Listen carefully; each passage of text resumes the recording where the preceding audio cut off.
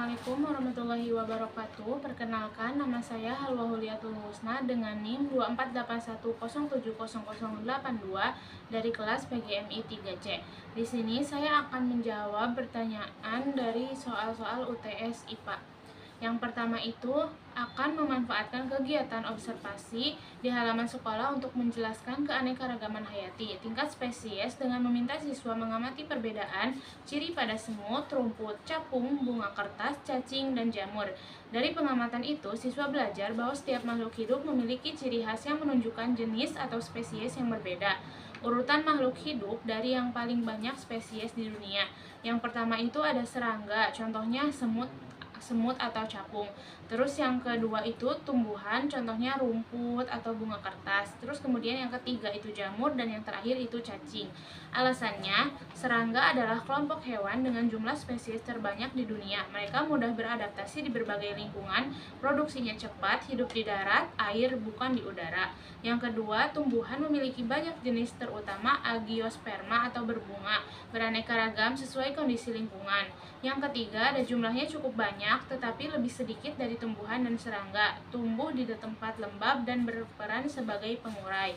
Itu kayak jamur. Terus yang keempat itu cacing, banyak hidup di lingkungan lembab atau tanah sehingga spesiesnya tidak banyak sekelompok yang lain.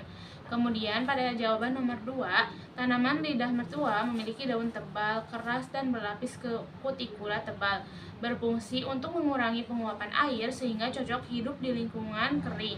Terus struktur daunnya membantu menyimpan air lebih lama dan menghemat penggunaan air, sedangkan bayam memiliki daun lebar, tipis, dan banyak stomata.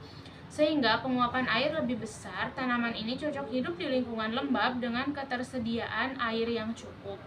Jadi kesimpulannya itu lidah mertua lebih efisien menyimpan air karena daunnya tebal, kutikulanya kuat, dan memiliki sedikit stomata yang tertutup rapat untuk mencegah kehilangan air. Kemudian yang ketiga itu setiap jenis burung memiliki bentuk kaki yang sesuai dengan fungsi dan habitatnya. Yang pertama itu ada elang. Kaki kuat dan mencengkram tajam untuk menangkap serta mencengkram mangsa di darat atau di udara. Terus yang kedua ada itik. Itik itu kakinya berselaput untuk berenang dan berjalan di air, membantu saat mencari makanan di perairan. Yang ketiga ada burung pelatuk. Itu kakinya memanjang dan runcing untuk mencengkram batang pohon saat mematuk serangga. Jadi jika elang memiliki kaki berselaput seperti itik, ia akan bisa mencengkeram dan menangkap mangsa dengan kuat, sehingga kesulitan berburu dan bertahan hidup karena struktur kakinya tidak sesuai dengan lingkungan serta cara hidupnya sebagai pemangsa. Kemudian pada jawaban nomor 4 itu peristiwa blooming alga terjadi karena kelebihan zat hara atau nitrat dan fosfat yang masuk ke danau. Biasanya berasal dari limbah pupuk, pertanian, atau rumah tangga. Zat hara ini menyebabkan alga tumbuh sangat cepat sehingga menutupi permukaan air. Dalam rantai makanan, alga adalah produsen, tetapi jika jumlahnya terlalu banyak, mereka menghalangi cahaya matahari yang dibutuhkan tumbuhan air lain untuk fotosintesis. Saat alga mati, bakteri penguraian pemecahan bangkainya dan penggunaan oksigen dalam air. Akibatnya, kadar oksigen menurun drastis. Ikan dan organisme air lain mati kekurangan oksigen. Terus faktor utama penyebabnya adalah pemecahan zat hara. Terus ada proses kematian ikan secara berantai. Ada yang pertama itu kelebihan nutrien, kemudian ledakan alga, kemudian alganya mati dan penguraian, kemudian oksigennya habis, lalu ikannya mati. Lanjut, kemudian pada jawaban nomor 5 itu keuntungan ekonomi jangka pendek. Pembangunan tambak udang dapat meningkatkan pendapatan masyarakat, membuka lapangan kerja, dan menambah hasil ekspor dalam waktu cepat. Jadi kerugian ekologis jangka panjangnya itu penebangan menyebabkan hilangnya habitat biota laut, aborsi pantai, pencemaran air tambak, dan penurunan keanekaragaman hayati. Dalam jangka panjang, ekosistem pesisir menjadi rusak dan produktivitas tambak menurun. Terus strategi kompromi atau solusi alternatifnya menerapkan sistem silvofishery, yaitu menggabungkan tambak udang dengan penanaman mangrove. Dalam sistem ini, sebagian area tetap ditanami mangrove untuk menjaga kualitas air, mencegah aborsi, dan menjadi tempat hidup biota lain. Terus alasan berkelanjutannya itu silvofishery mempertahankan fungsi ekologis mangrove sekaligus menjamin penghasilan masyarakat sehingga lebih ramah lingkungan dan berkelanjutan.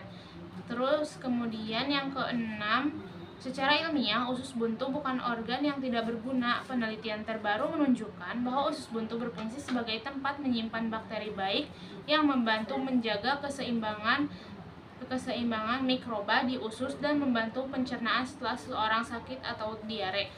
Terus analogi sederhana untuk siswa SD, usus buntu itu seperti gudang kecil atau bank cadangan yang menyimpan bakteri. Saat bakteri di usus utama hilang karena sakit, usus buntu akan mengembalikan cadangannya sehingga pencernaan bisa berjalan normal lagi. Selanjutnya nomor 7, kemungkinan besar Andi kan yang lebih pendek ya, akan lebih sulit mematikan lilin dibandingkan Budi. Hal ini karena kapasitas vital paru-paru, yaitu jumlah udara maksimum yang dapat dikeluarkan dari paru-paru, dipengaruhi oleh ukuran tubuh dan volume dada. Orang yang lebih tinggi seperti Budi biasanya memiliki paru-paru yang lebih besar sehingga mampu meniup dengan volume udara lebih banyak dan tekanan udaranya lebih kuat. Jadi meskipun kekuatan tiupan sama, Budi lebih mudah mematikan lilin karena kapasitas paru-parunya lebih besar. Kemudian yang ke-8, jaring-jaring makanan di kebun sekolah. Taman kacang-kacangan, kemudian ulat bulu dan burung pipit, kemudian elang. Kemudian yang keduanya tanaman kacang-kacangan, kemudian laba-laba dan burung pipit.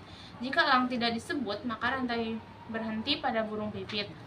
Analisisnya, jika populasi ulat bulu berkurang drastis karena penyemprotan insektisida, yang pertama itu burung pipit akan kehilangan sebagian sumber makanan sehingga populasinya menurun. Yang kedua, tanaman kacang-kacangan akan tumbuh lebih banyak karena tidak banyak dimakan ulat. Yang ketiga, laba-laba yang mungkin memangsa ulat juga akan berkurang karena kekurangan makanan.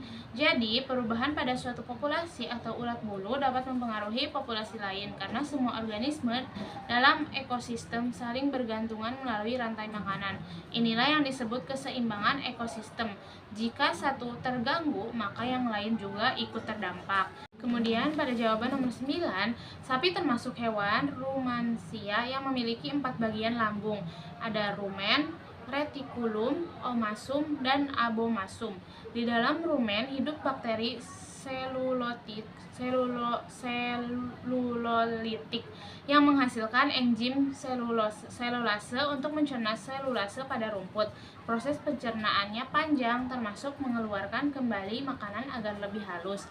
Manusia hanya memiliki satu lambung dan tidak memiliki enzim selulase, sehingga tidak dapat mencerna selulase dari tumbuhan. Manusia hanya memanfaatkan serat sebagai pelancar pencernaan, bukan sumber energi. Perbedaan struktur dan proses pencernaan ini berkaitan dengan jenis makanan. Yang pertama ada sapi herbivora, makan rumput berserat tinggi, butuh sistem khusus untuk mencerna selulosa. Terus yang kedua itu ada manusia omnivora, makanan beragam bahan, tumbuhan dan hewan, sehingga sistem pencernaannya lebih sederhana. Kemudian yang terakhir atau yang nomor 10 itu ada tujuan kegiatan. Menanamkan kesadaran kepada siswa kelas 3 SD tentang pentingnya menghemat dan melestarikan air sebagai sumber kehidupan. Yang pertama itu ada observasi. Siswa mengamati penggunaan air di sekolah, misalnya di kamar mandi atau di taman. Terus diskusi, yang kedua itu diskusi. Guru mengajak siswa membedakan mana kegiatan yang boros dan yang hemat air. Kemudian pada jawaban yang terakhir atau jawaban nomor 10 itu ada tujuan kegiatan. Menanamkan kesadaran kepada siswa kelas 3 SD tentang pentingnya. Kemudian pada jawaban terakhir atau jawaban nomor 10 ada tujuan kegiatan. Menanamkan kesadaran kepada siswa kelas 3 SD tentang pentingnya menghemat dan melestarikan air sebagai sumber kehidupan. Tahap kegiatan pembelajarannya yang pertama ada observasi. Siswa menganalisis penggunaan air di sekolah, kayak misalnya di kamar mandi atau di taman. Yang kedua, diskusi. Guru mengajak siswa membedakan mana kegiatan yang boros dan yang hemat air. Yang ketiga, ada aksi nyata. Siswa membuat poster ajakan hemat air atau menampung air hujan untuk menyiram tanaman. Yang keempat, ada refleksi. Siswa menceritakan apa yang bisa dilakukan di rumah untuk menghemat air. Kemudian ada nilai-nilai konservasi yang ditanamkan, tanggung jawab, peduli lingkungan, disiplin, dan hemat sumber daya alam. Kemudian ada kegiatan seperti ini. Jadi kegiatan seperti ini tuh membuat siswa belajar melalui pengalaman langsung atau kontekstual dan membentuk kebiasaan prinsip sejak dini sesuai prinsip pendidikan lingkungan berkelanjutan. Sekian jawaban soal UTS dari saya. Kurang-kurangnya mohon maaf. Wassalamualaikum warahmatullahi wabarakatuh.